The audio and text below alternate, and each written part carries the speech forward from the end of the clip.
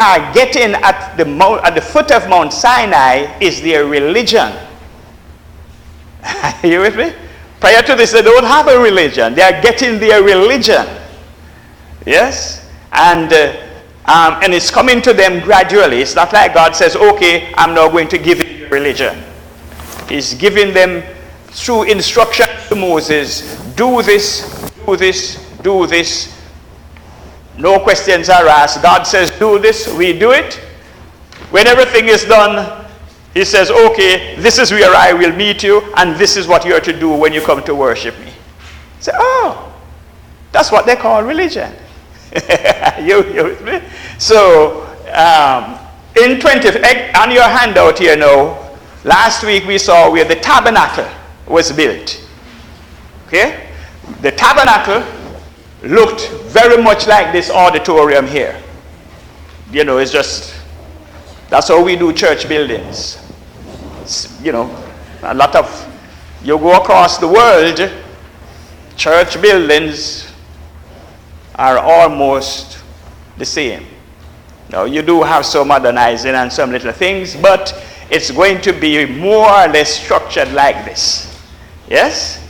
And it will be bigger. Sometimes in the middle here,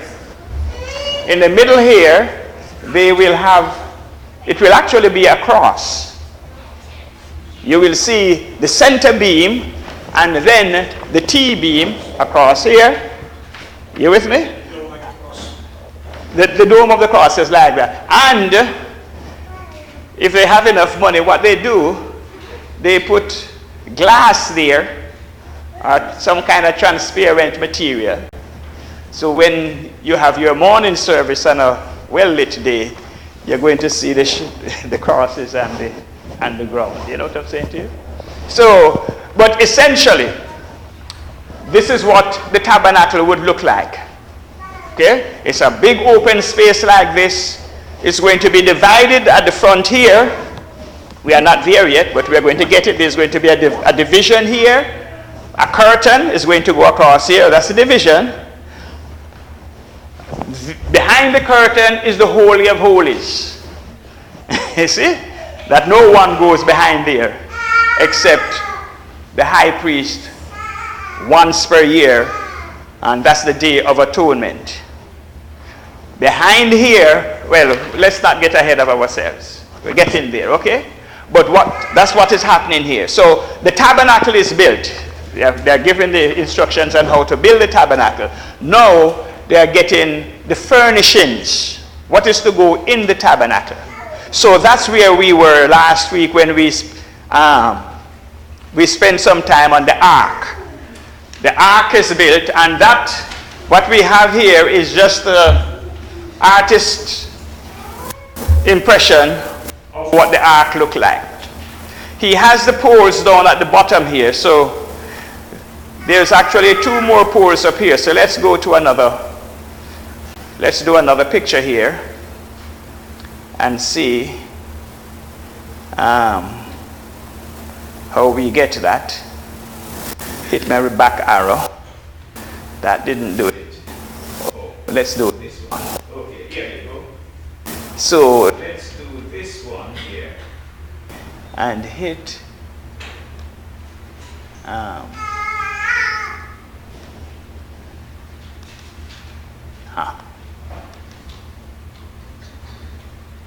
No, I don't want that. Do this one.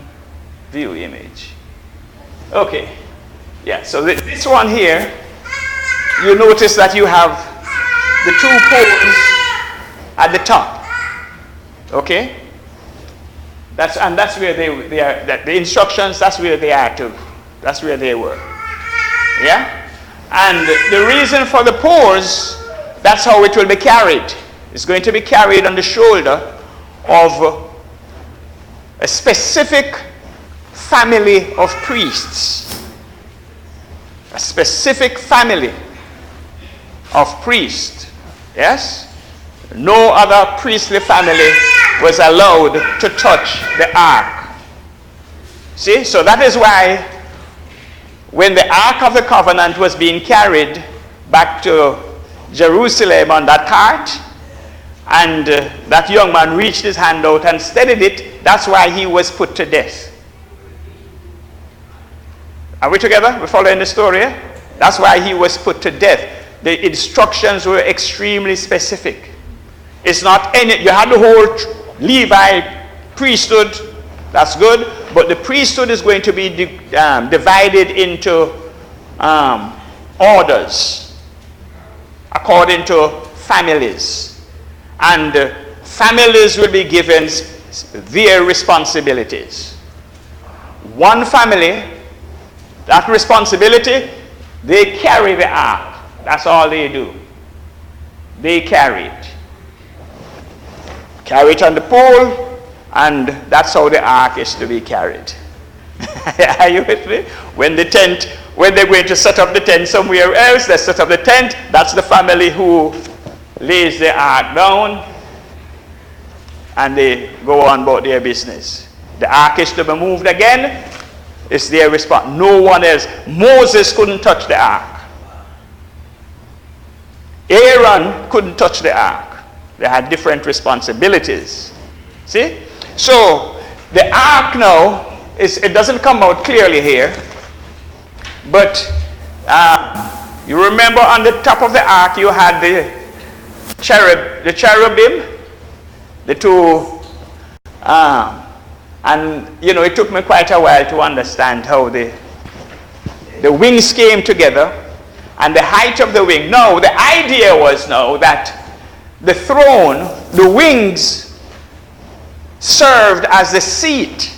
The king would sit on the wings, and the top of the ark would be his footstool, would be where his feet would be. Are you with me? No, the king never did that. You see, because that is not for David, that's for the King of Kings. You see? But so that's how he's seated. No, why are we taking the time to do this? Because in our language as Christians, for instance, you will hear a brother says, we ask a brother to lead in prayer. He says, okay, let us go to the mercy seat. Are you with me? And nothing is wrong with that, because that's what the New Testament says. Well, that's the mercy seat there. And when we get further on, we're going to see, you know, how the mercy seat functions. The mercy seat has blood on it. Yeah? When you go into the mercy seat, you are preceded by blood. Blood that is sprinkled on the mercy seat by the high priest. Without the shedding of blood, there is no forgiveness. So you're going to the mercy seat. Technically, you have to go covered with blood. You're about to go under blood. You know, when I see the blood, I pass over you. Yeah? So there is blood there. Blood is there. You have entrance. And the you is the priest. The priest will be acting on behalf of the nation. The nation doesn't go there. It's the priest who goes there. Yeah? And all of this is going to be laid out for us in meticulous detail in the book of Leviticus. Some of it in Exodus too, but in Leviticus it is really, we are really given the details on it. So we have different depictions of the ark. This one here, view image.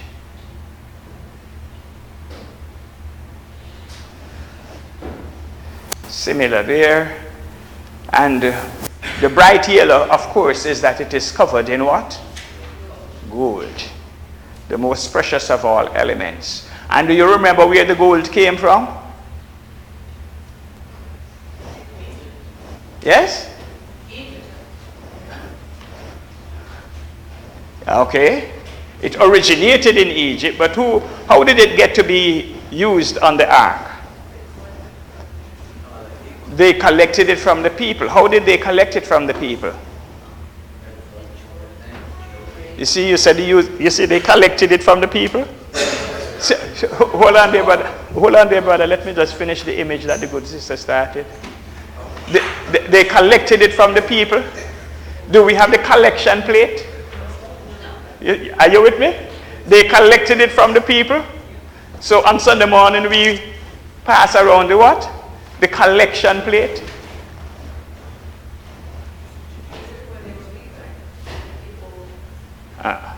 They did it. Yes? Yeah? Oh, no. We're not there yet.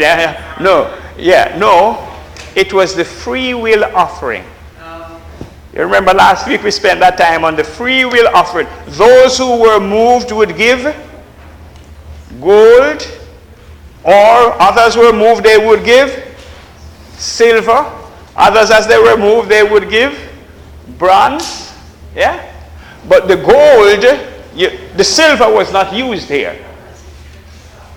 See? The silver is going to be used at different places in the tabernacle. And the bronze and all of the precious stones and cloth. You see? But it is the free will offerings of the people. You were talking when they were leaving Egypt. Yes, that's right. But when they were leaving Egypt, the Egyptians gave them, the individuals, whatever they gave them, gold, silver, whatever, and says leave. At that point, it became their own. The Egyptians, I'm not the Egyptians, the Israelites. That was then their possession. They had the right to do with it as they chose. With the building of the tabernacle, God is going to ask for the free will offering of the Israelites. Okay? And the gold is what is used to overlay the Ark of the Covenant, the cherubims, and it's going to be furnished. Anything back here is going to be precious. Okay? Years later, David is going to say, when I appear before God, I am not going to appear before God. Finish it for me, someone. Empty-handed. See, when you're appearing before God, you don't appear before God empty-handed. Yeah? Okay, but anyway, we're not there yet. We'll get there. So that's this aspect of it for. Let's get to the scriptures here and see what else. We want to read about the mercy seat. Well, we did that really. We want to read about the ark is built. The covenant is placed in the ark. Yes. What went inside of the ark? The covenant. So let's go Exodus 25. And as usual, we are short on time, but we will do the best we can. Okay? So we are in Exodus 25. If someone will read verses 9 and 10. Exodus 25, 9 and 10. According to all that I am going to show you, as the pattern of the tabernacle and the pattern of all its furniture, just as you shall construct it. Yes. They shall construct the ark of wood, 2.5 cubits long and 1.5 cubits wide and 1.5 cubits high. That's verse 10? Yes. Okay, so that's the ark is built, right? Yeah. Okay.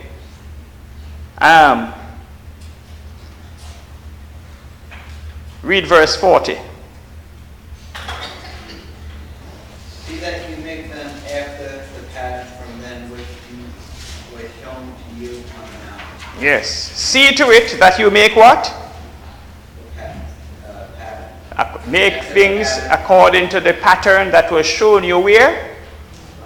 On the mountain. So what God is, when Moses went up on the mountainside there, God showed him certain things, among which was the blueprint for the tabernacle. See? The blueprint for the tabernacle, all of its measurements, details, everything was there. So God just remind Moses here now in verse 40, make sure that you put up the building according to the pattern.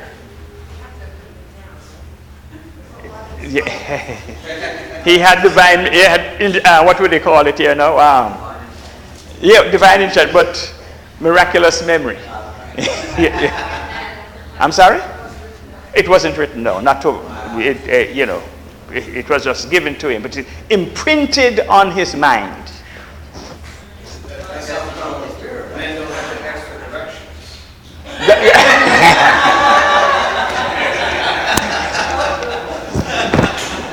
So, well done, brother, well done.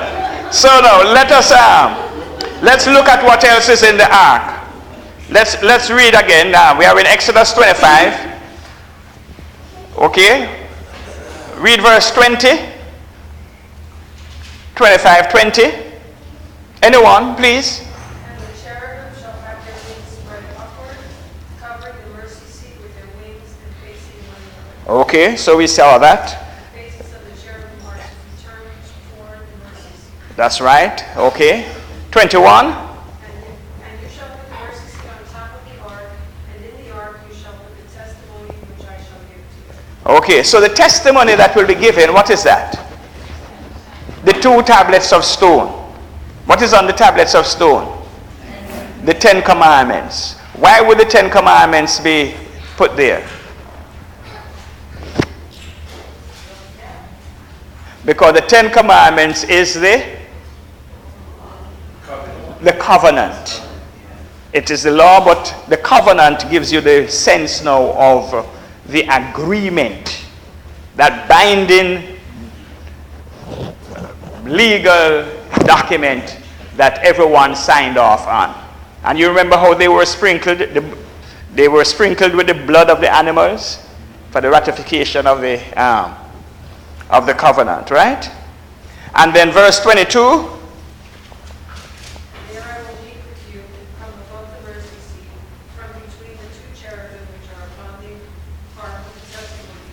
I will speak to you about all that I will give you in commandment for the sons of Israel. Thank you. Now notice, there I will meet with you. So that's the meeting place. Your grandmother and grandfather and grandparents, or great-grandparents, they would refer to the church as the meeting place.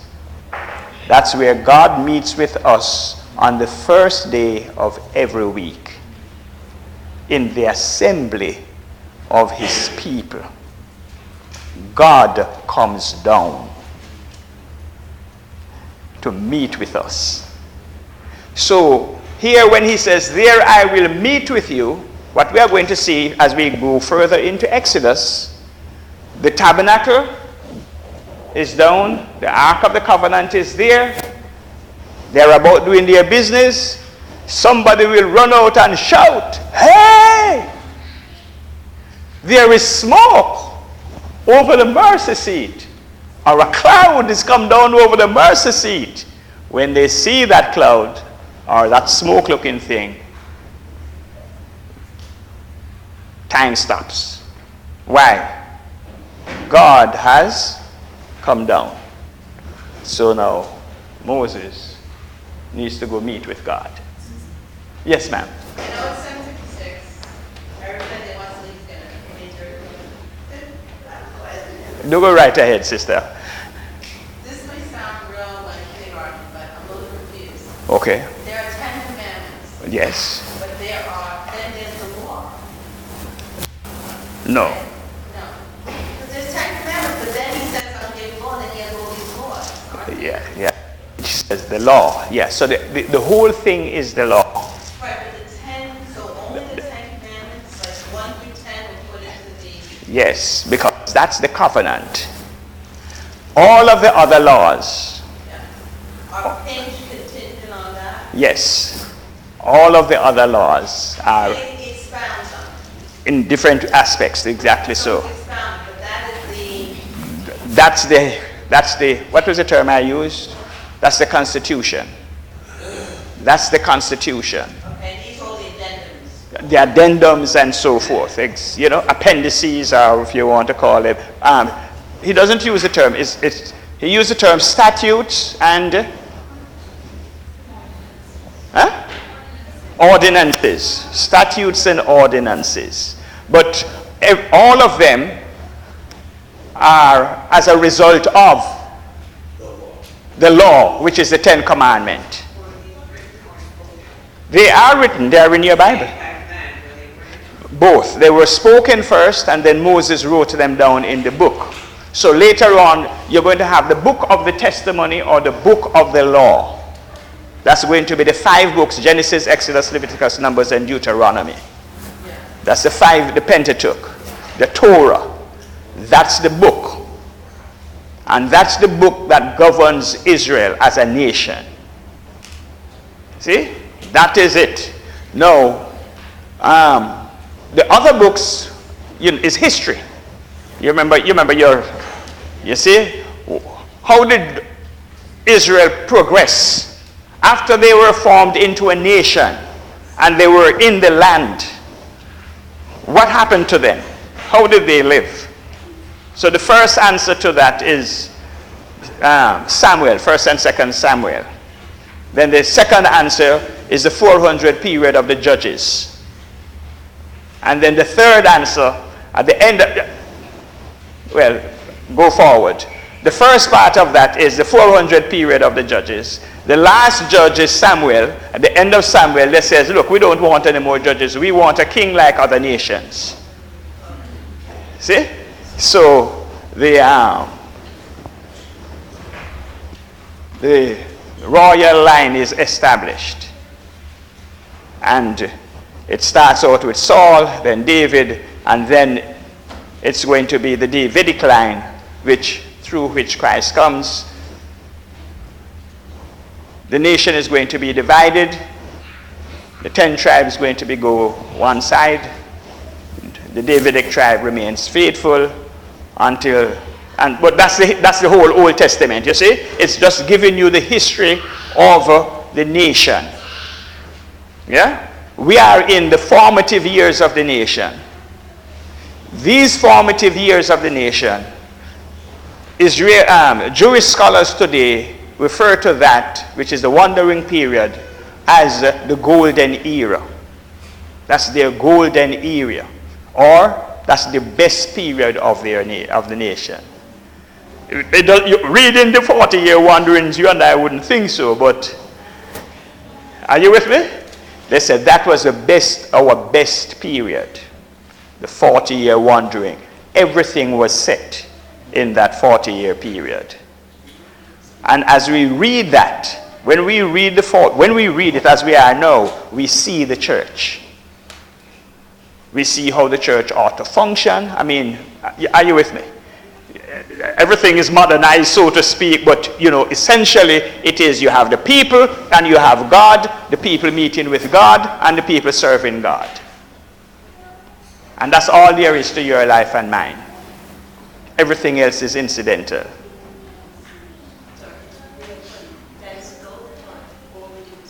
And that's all they did.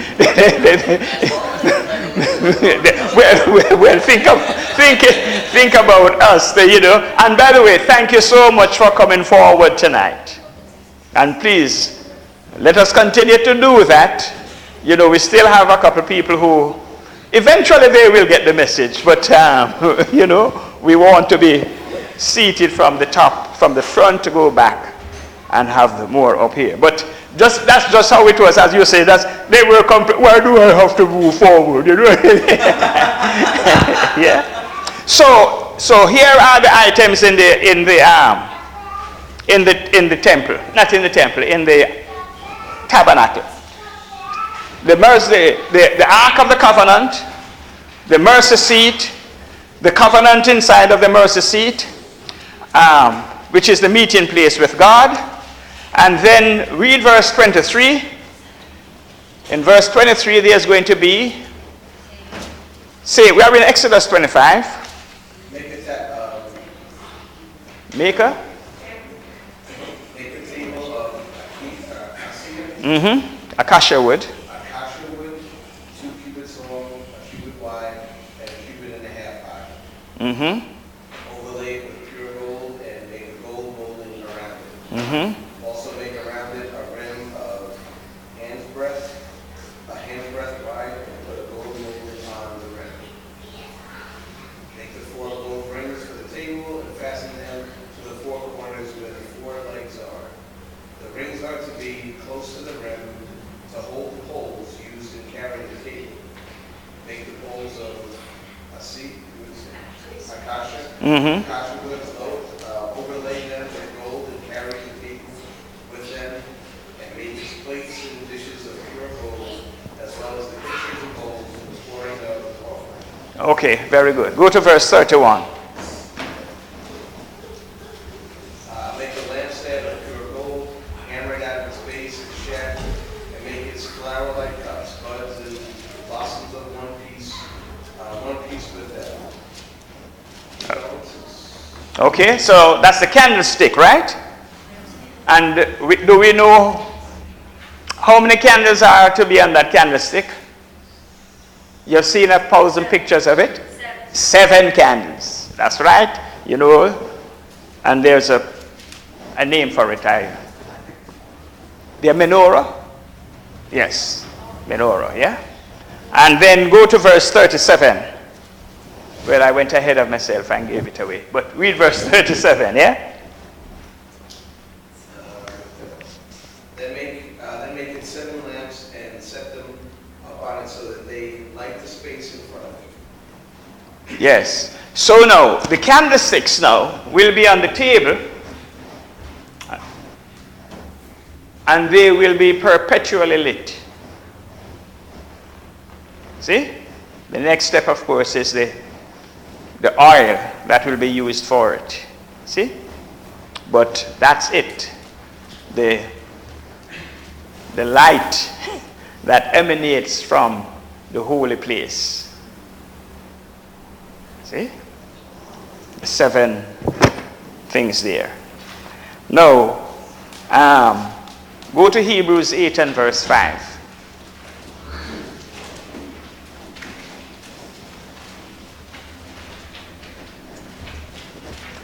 Actually, let's read from verse 1 to 5.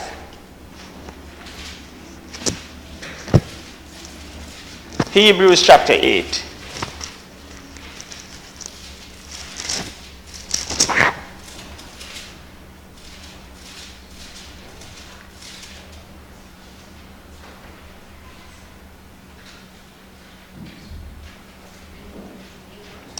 Hebrews chapter 8, 1 to 6. The point of what we are saying is this. We do have such a high priest who sat down at the right hand of the throne of majesty in heaven, and who serves in the sanctuary, the true tabernacle, set up by the Lord, not by man.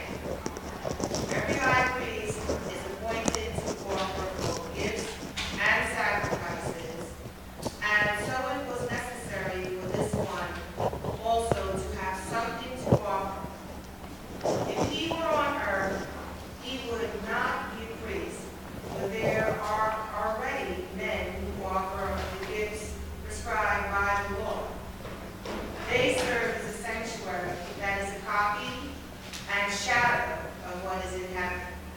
This is why Moses was warned when he was about to build the tabernacle. See to it that you make everything according to the pattern shown you on the mountain. Continue.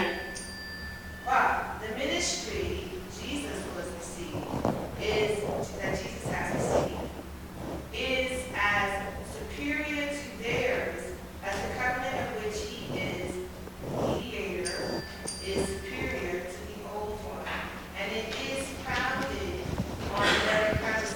Very good. So, verse 5, of course, is what I wanted to highlight first of all.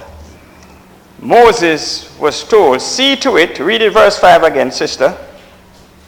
See to it that you make everything according to the pattern shown you in the mountain. Yes. So, why is it part of our ministry here? It's the principle. You see, Jesus is the author or the builder of another tabernacle. Upon this rock, I will build my tabernacle.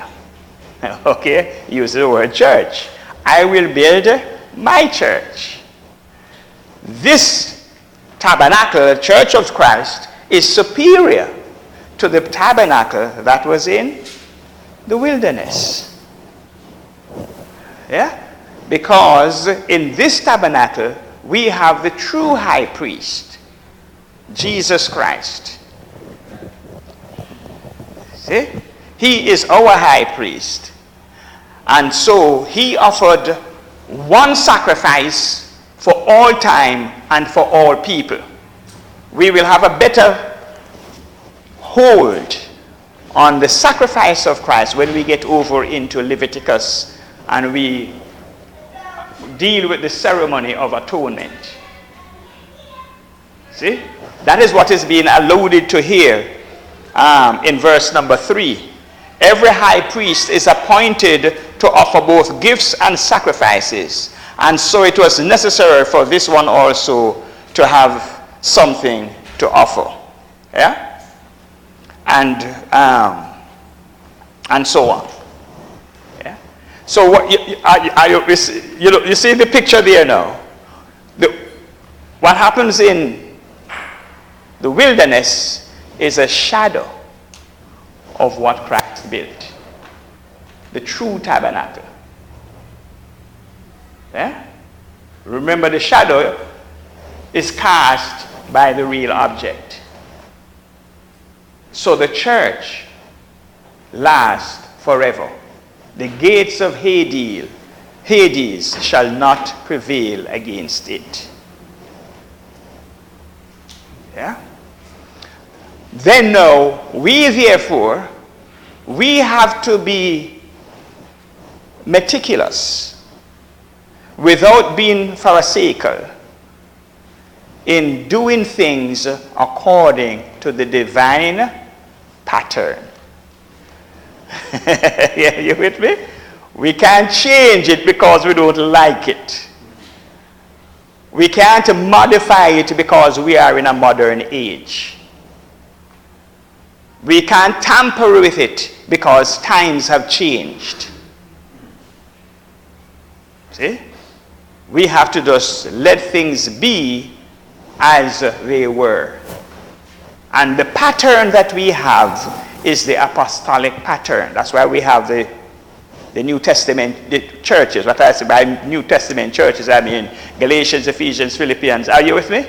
Where we see where they're doing things apart from the pattern, they are corrected, especially in the book of 1st and 2nd Corinthians, they are corrected to get back on track.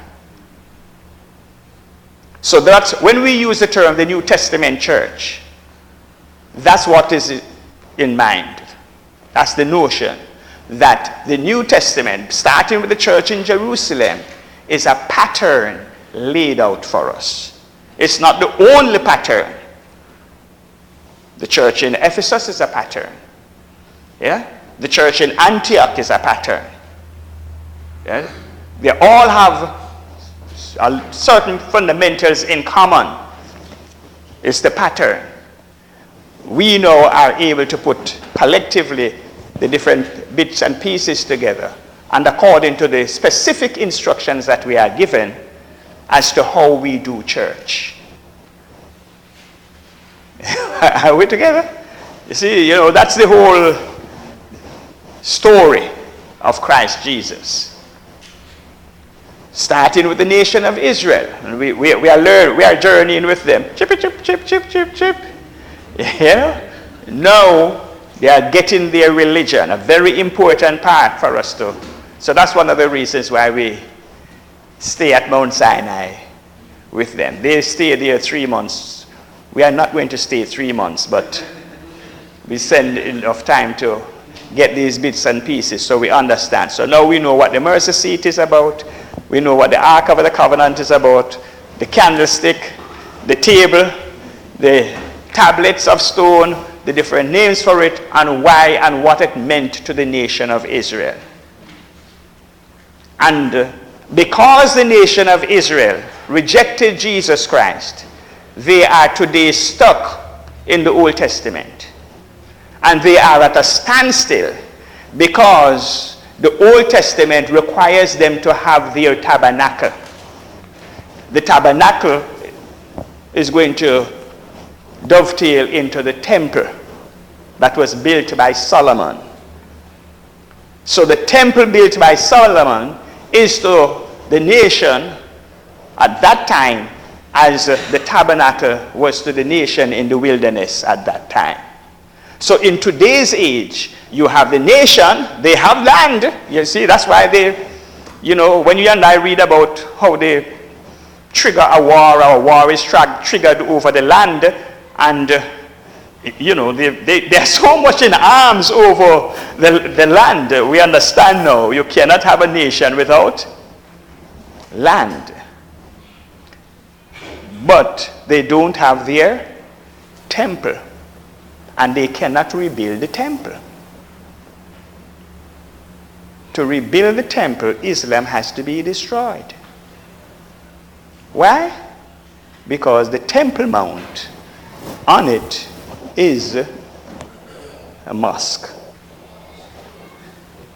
which to Islam is as symbolic as the temple is to Israel. So there is this impasse. You are at a standstill. See? So that's where we are in the current world with regards to Israel. Okay? All right. I'm tempted to go into a little short teaching of the return of Christ. So what some folks are saying then, okay, when Christ returns, part of his job is to restore Israel. See, if you reject the New Testament, then that's what you have left. He has to restore Israel. That means that the temple of David of Solomon will have to be rebuilt, and the nation restored to what it was back then. And the teaching then, though, that's the Messiah that they want. Are you with me? That's the Messiah that they are looking for. Messiah who will restore all things. Or, to borrow a popular phrase, to make Israel great again. Yeah, you with me? You know, you never like my jokes. I don't understand that. Yeah? But anyway, it's a fantastic story. Yeah? It's a fantastic story. And all of that story is about you and me. It's us maintaining this fantastic relationship which we can have with God, and allowing God to be our Lord and Master, submitting to him, having that kind of heart that Israel had at that glorious moment when they said, all that the Lord has said for us to do, we will. Yeah? So that's part of the reason why they say, man, that was a great time. See? That was the heart that they had. Forget about the shortcomings. You know? All that the Lord says for us to do, we will do it. We will obey Jesus Christ. Whatever he says, we're going to do it. Christ is our Lord. So, we can pray to our Lord. He makes things right. So we have our prayer request. Do you need to make a prayer request? Yes?